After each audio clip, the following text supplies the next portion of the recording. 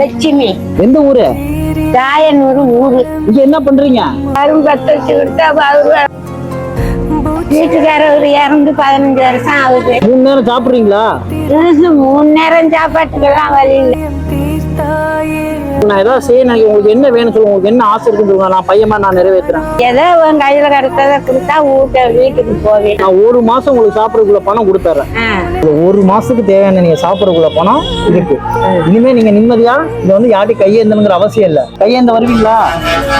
வர மாட்டேன். இப்ப நான் என் நம்பர் உங்களுக்கு தந்துடுறேன்.